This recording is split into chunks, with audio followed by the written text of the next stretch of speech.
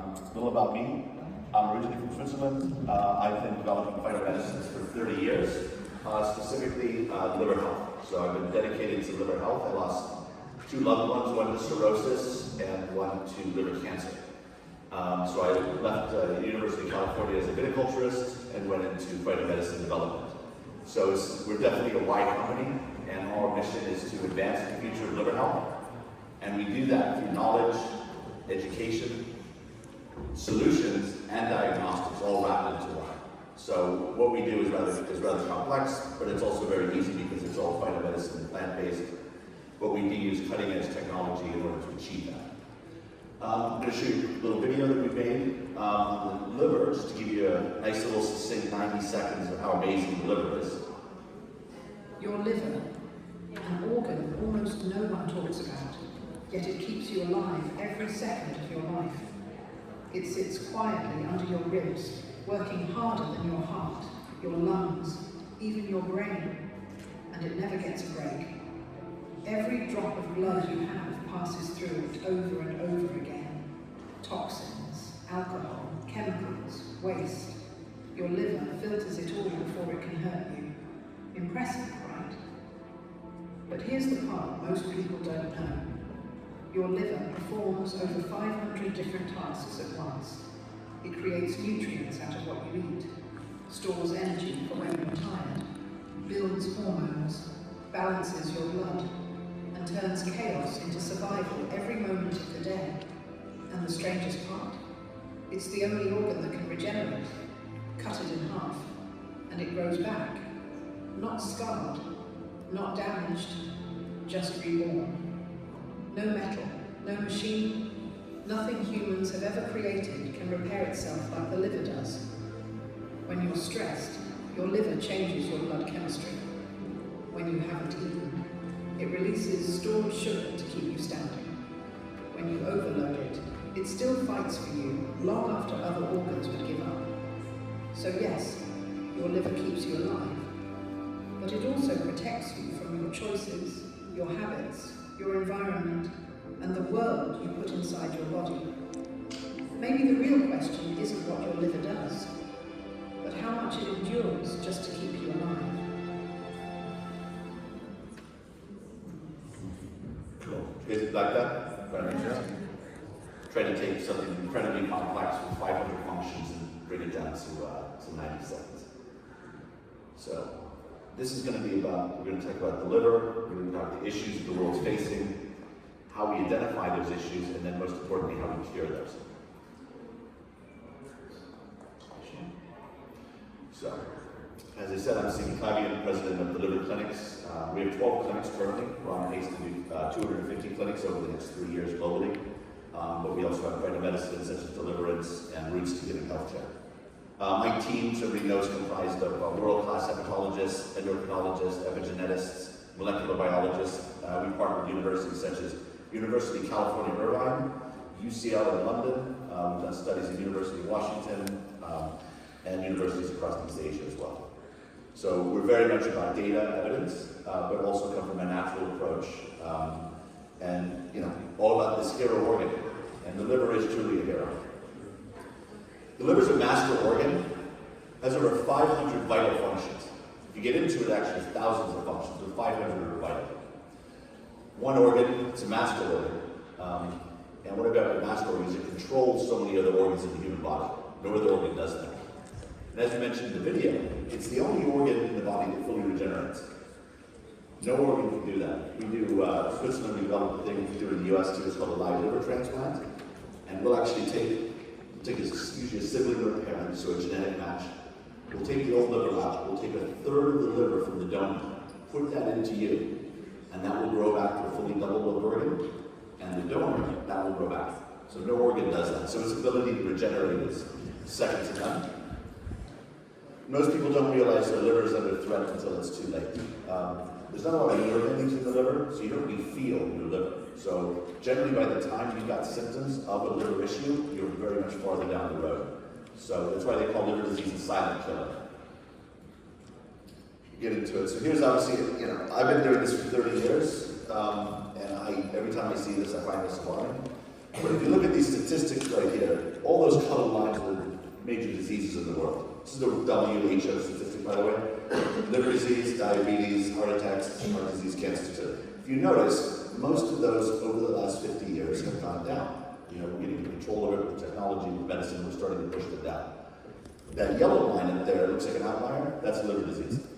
It's up 400%, and it's accelerating. As much as we're doing today, it's actually getting ahead of us. So it is actually going up and up and up and up, and it's continuing to rise. So hidden epidemic, and so fatty liver is where it starts generally. So fatty liver is this condition that 40% of the US has, 100 million Americans. We think it's between 1.5 and 2 billion people in the world now have fatty liver. Fatty liver is what's driving all these other conditions.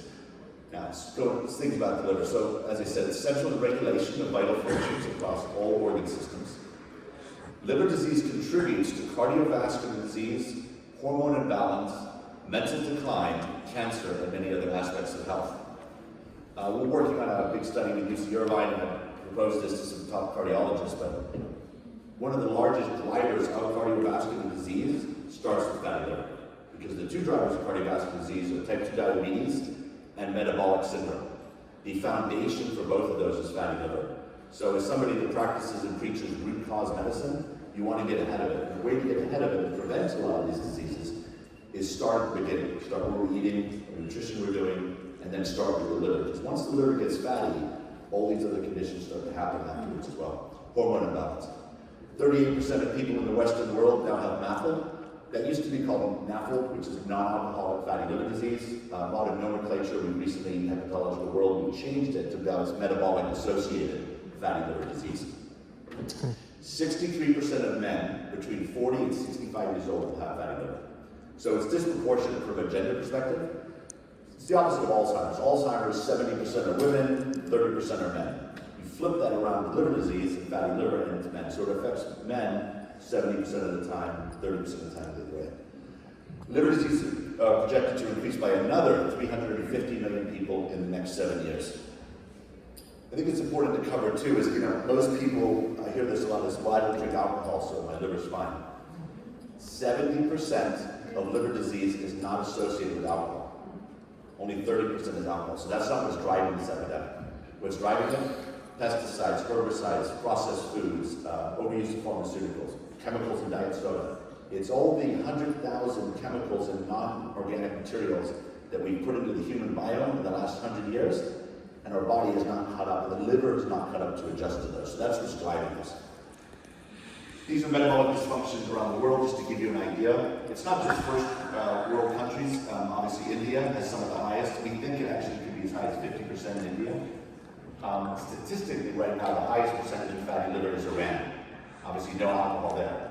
But it has to do with, there's a genetic predisposition, there's a food. Those are some interesting things happen, is they're starting to bring in a lot of ultra-processed foods from countries like China. So it's cheap calories. So if you take cheap calories, processed foods, and you combine that with a certain genetic makeup, you're running into an absolute storm of fatty liver disease. For the first time ever, about 2 years ago, we're actually seeing babies born with fatty liver. Some of the mothers are fatty liver is getting so high, and the cheap calories that they're ingesting is now growing in vitro, and babies are being born with it. It's crazy. So that's, it's getting out of control. And as you can see from these numbers, it's predicted to be 50% by 2030 to 2035. We are doing things, and one of the things we're doing is trying to level that curve and then start to bring it down. But just to give you an idea, so MAFLD, multi-disorder, we discussed, 1 in 3 Americans have it. This is really easy, half of patients with fatty liver are not obese, but 90% of people are obese. So if somebody's obese, we know 90% of the time they will have fatty liver. But 50% of the people with fatty liver disease in this world are not obese. Another study I just came up with, we're looking at, it's not up on here, is if you are thin and have fatty liver disease, your mortality rate goes up by 400%. Reason being is your fat cells also act like little garbage cans. So they're in your body, they're storing all these toxins, microplastics, all that as well. If you're thin and don't have as much fat, you have more toxic, they're free flowing. Which we'll get into now, but that's one of the reasons we have a lot of concern with this rapid weight loss from GLP-1s and the antagonists, is you're dumping a lot of microplastics and a lot of toxins into the body that may have taken you 30 years to accumulate, you're dropping it in a couple months and not on a proper nutrition program. 70% of patients with MAFLD will have high lipid levels. Lipids are fats, or generally cholesterol. Most people don't tend to associate the two together. But your liver controls your cholesterol, it produces your cholesterol, it breaks your cholesterol down. So if you have liver dysfunction, your chances of having higher cholesterol go up astronomically, and your body's ability to get rid of the cholesterol. I'm also in the camp in the medical world that I think cholesterol is actually probably one of the most amazing molecules in the human body, and it's a hero molecule. It's just if it gets too much triglycerides and it's not being processed and it's too small, therefore you can run into a lot of issues. And that's where you start to get the plaque in the arterial walls and such. So MAFLD, the liver from normal cancer. So you have a healthy liver on the left, then it starts to get steatosis, which is a technical word for fatty. Then you have inflammation. And then with too much inflammation, you start to get fibrosis. Fibrosis is scarring. You get too much fibrosis, it's very hard to repair it, and you can either go down to different types of cancer or you can get cirrhosis. I'm going to throw you another little video I made. Just made all these, you haven't released them, I'm very positive. Trying to explain a lot in short. So this is a quick video on how fatty liver leads to type 2 diabetes and leads to metabolic syndrome.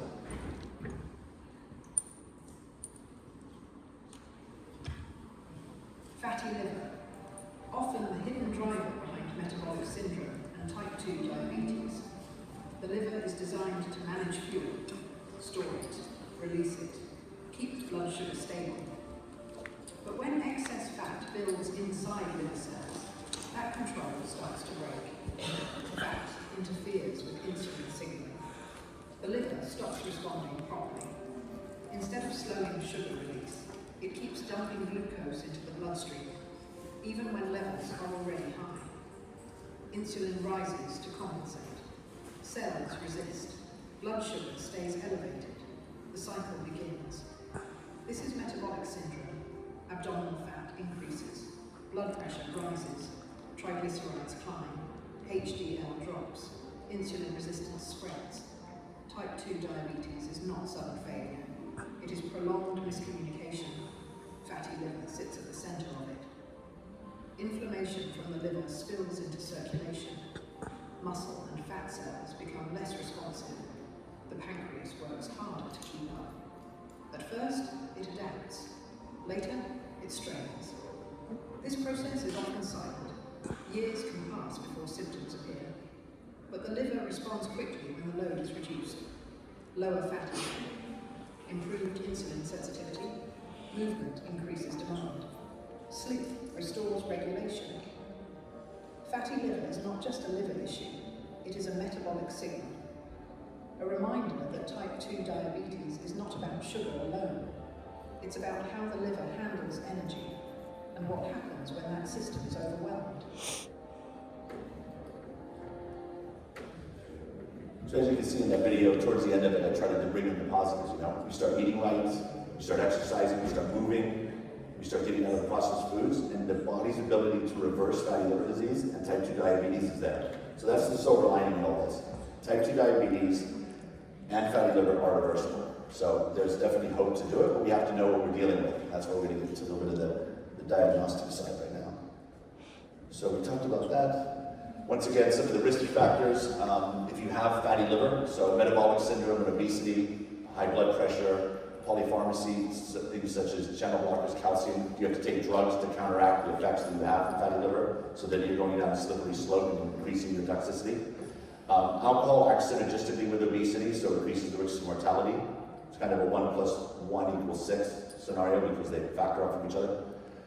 Then there's genetic factors. People of South Asian descent, we're based in London, so obviously we have a huge South Asian population.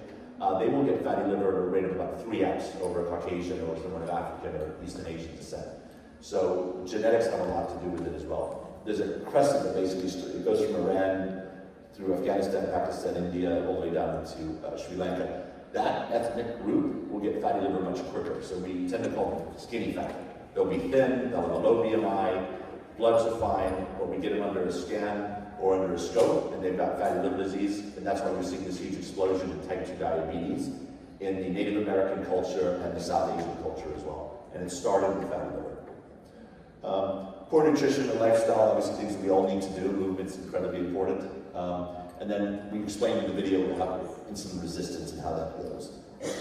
So, we were doing clinical studies. We'll get into our product deliverance later. We spent about $20 million over 18 years on clinical studies. And one of the things that we noticed when we were testing people is we were blood testing them, and then we were MRIing them or fibroscanning them, and we were saying, wow, about 80% of the people with fatty liver disease, it's not showing up in their bloods. And the standard format that allopathic doctors and most doctors globally use is they look at it, they do a liver panel with your standard blood work, and they say, oh, your liver's fine. But they're going off of a lagging indicator, off of a blood test that was a moment in time that is not going to tell you if you have fatty liver.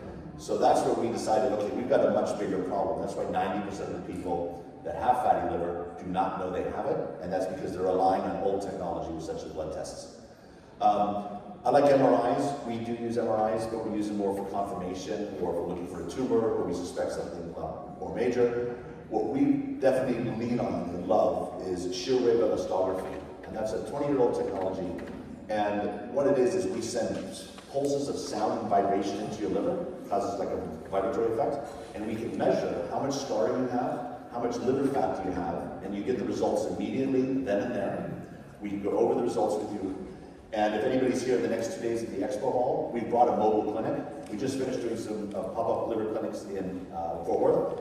But here at the event, we have 2 machines. I've got my chief medical officer, who is a liver and pancreatic surgical oncologist, formerly from the Cleveland Clinic, to go over your results with you. And then I've got 2 techs to perform the scans. So we will be performing scans at a heavily discounted price at the show if anybody is interested. Besides us, I would highly recommend that we do get your liver looked at least once a year. You don't need to spend a lot of money on an MRI. A fibro scan, a shear wave scan is probably the quickest way to do it, and probably the least expensive, and also the most accurate. It's approved in 160 countries, 4,000 published papers, and it is considered the gold standard. Every major university quality will have FibroScan or shear wave within their faculty. So what do we do to fix it? So obviously we have a decision to make.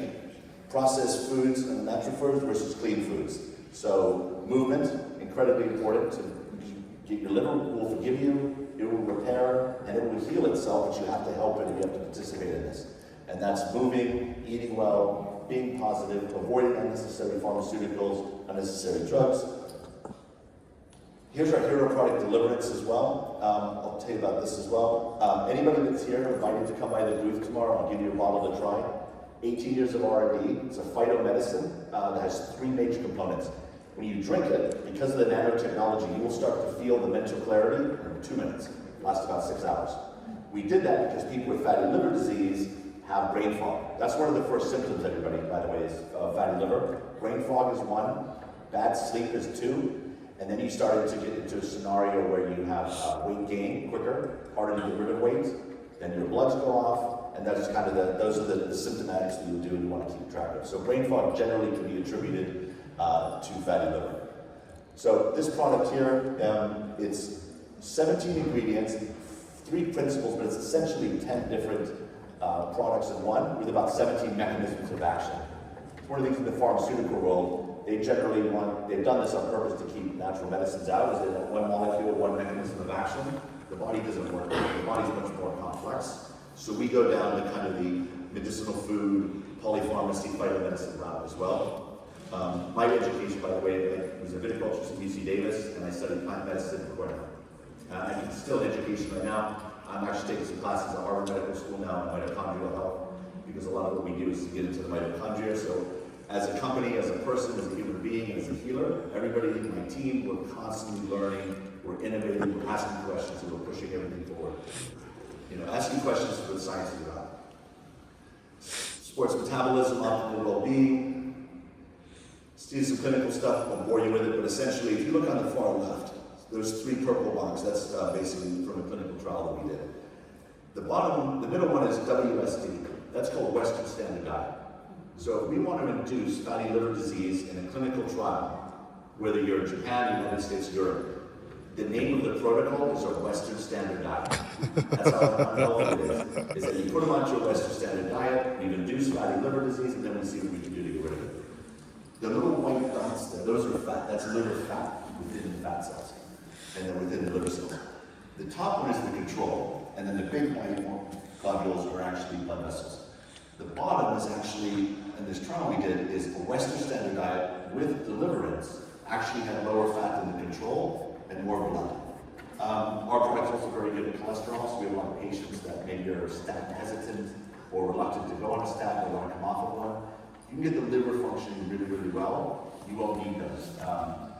The thing with statins is a lot of statins don't actually necessarily work for people. The reason is that what we should do, and I think the future of medicine will be what's called a pharmacological DNA test, where you run your DNA, we put your DNA against all known pharmacological compounds, and then we can bespoke the medicine that will work for you. I have a very good friend that was on a statin for 30 years, wasn't doing anything once we did the DNA test. He went and got the DNA test redone, and we put onto a statin that got him to a good place. We healed his liver, he's no longer on a statin, but point being, if you have the wherewithal or the ability to, I would highly recommend doing a pharmacological DNA test. That should be the standard in parts of Europe, it already is, so that you're identifying the drug to the right person. Interesting line, I think this is incredibly important. The most mighty hath created medicines out of the earth, and a wise man will not abhor them. And you know, nature has given us so much and so many beautiful things, is that we should always look to nature first. I'm going to give you one short video here just to describe how our product works, and then we're super good on time, so we can do some Q&A, ask some questions, Deliverance. A plant-based phytonutrient blend built from 17 ingredients, more than a stimulant, a reset of conditions. Many people get trapped in a loop. Oxidative stress rises, inflammation follows, and inflammation feeds more stress. A feedback cycle that drains energy and blurs focus. Deliverance is built on 3 pillars. First, support the master organ, because the liver helps manage processing, flow, and metabolic rhythm. Second, mental clarity support, nano-encapsulated, liposomal deliveries designed for fast absorption, so some people notice cleaner thinking and quicker recall. Enhanced mental clarity. Third, powerful antioxidant and anti-inflammatory support to help buffer free radicals and lower internal friction before it compounds. And the taste matters. Peppermint first, from organic peppermint oil sourced in France, then raw mesquite honey, sweet with a light spicy finish. Feel what changes today, track what changes over weeks. And if you want proof, don't guess, measure. Labs at 90 days can help track biomarkers like liver enzymes, lipids, and fat content, alongside improved sleep, skin, and diminished brain fog. A reminder that clarity isn't force, it's regulation, it's health. Let's improve the 500 plus functions of your liver. So that's the product. And you touched on there, which I didn't really get to in my talk. But one of the things that we do very differently with our patients, customers, is we ideally want to have run your bloods, scan you, put you onto deliverance, and then 90 days later we will test you again. So anecdotally, you're going to notice good skin, hair, improved sleep, less brain fog, more energy. Those are things you're going to notice, right? So that's your right brain, which is very important to a lot of people. But from a left brain perspective, is we base everything off of evidence. So we will actually track your biomarkers, and we will prove to you through data and evidence as we improve your health. I was saying we were at an event here in Fort Worth. That's our 5th event at that club. What we do is we actually will go in every 6 months, scan all the members. Those that have fatty liver condition, we put them onto the product, and we come back 90 days or 6 months later to test them. So they're seeing it and they're feeling it. So it's important that what we feel is incredibly important, but also what the evidence is in the data, so under the hood. So as a company, that's one of the things that we do very uniquely, is everything is based off of evidence and proof. And I think that is it for now. If you want to do any questions, I'd love to do that. So any discussions. I also got Dr. Gareth in the room. If we get any complex questions, we're going to make him run up here as well. I've done thousands of liver transplants, but if it gets beyond my level of skill, we've got him. And we're also here at the booth as well. Yes, sir. Any correlation that you see with if you have fatty liver with gut permeability at the same time, or what precedes the other? I missed the second part. If fatty liver and gut permeability, the correlation between the two timing wise? Did you catch that? Gut permeability. Permeability. Permeability. Gut permeability and fatty liver disease, the relationship. Permeability with the gut lining? Correct. Yeah, actually, very good question. We're actually working on another formulation for the medical community, which we call Deliverance Professional. And in that, we're putting an ingredient to help restore the gut lining. So with leaky gut, right, so it's a dual-way street as well. If you have some less permeability, if you look at the inside of the stomach line and intestine line, it kind of looks like this. And you've got this mucozoid that protects you and all that as well. If you've got leaky gut, some of that's not there, or there's gaps in the armor, if you will, and then toxins come right into the bloodstream, and then they can increase toxicity. So if you have permeability, not only will it drive liver dysfunction, it will drive inflammation in the liver, plus it can also drive more liver fat as well. So yes, it's very, very important. I think that's actually one of the big sources of toxicity that we're getting is because of leaky gut. And a lot of leaky gut syndrome can be attributed to overuse of antibiotics. If anybody ever takes antibiotics, and sometimes we need antibiotics, so I'm not saying don't take them, but please make sure to take them sparingly and take a probiotic with it, eat some probiotic foods, because when you throw an antibiotic, you wipe out all the good and the bad flora in the tummy, and you need that balance in order to have the lining that prevents permeability of toxins coming in, aka leaky gut. So yes. What booth are y'all in? Booth 46. 46. Yes, ma'am?